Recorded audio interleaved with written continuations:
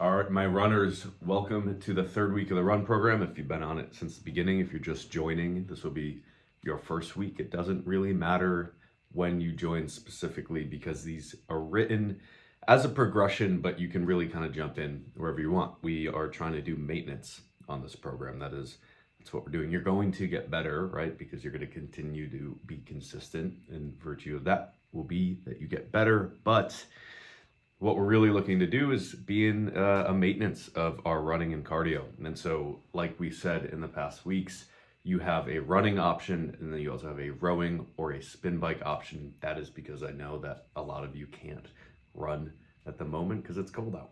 And so, if that's you, you've got another option. If you see me looking over here, it's because I'm looking at my computer screen to make sure that I'm not bumbling over these workouts because there's a lot of kind of up and down in them. If you're doing the running workout, you have a little warm-up in there. A lot of these warm-ups will remain the same. Feel free to change it if you want, right? If you feel like you need something a little bit different, longer, shorter, more movement-specific work, by all means, you can switch up those warm-ups. The main set today is 7 minutes, 6 minutes, 1 minute, 4 minutes, 7 minutes. There are percentages next to those, right? So it goes 7 minutes at 75%, 6 minutes at 85%. I've said this before, it's also in the notes. These are arbitrary in the way that we're not going off of a specific pace. They're not arbitrary in that they're there for no reason.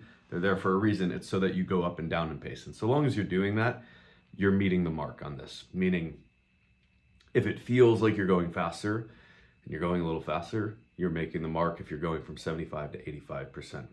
If you're slowing down a little bit and you're going from, say, 85 to 75%, you're making the mark again.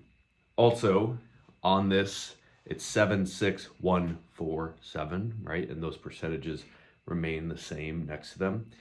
What that means is that you're going 1 minute at 75% of kind of a 1 minute effort, not a sprint, right? But we're going a little harder on that 1 minute, and then we're coming back down for 85% on the 4 minutes.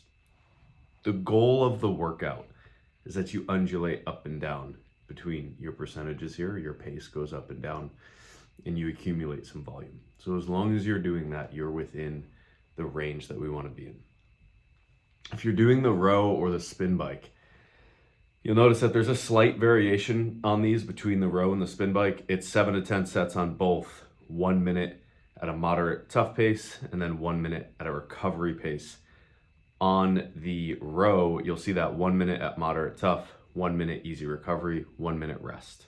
It's because on the rower, we can't, as easily as running and biking, we can't just stay on it. You can, right? But it is much more difficult to do. It's a little more taxing. So we add that minute of rest in. On the spin bike intervals, you notice it's 1 minute moderate tough, and then a 2 minute easy spin, no rest minute like the row has.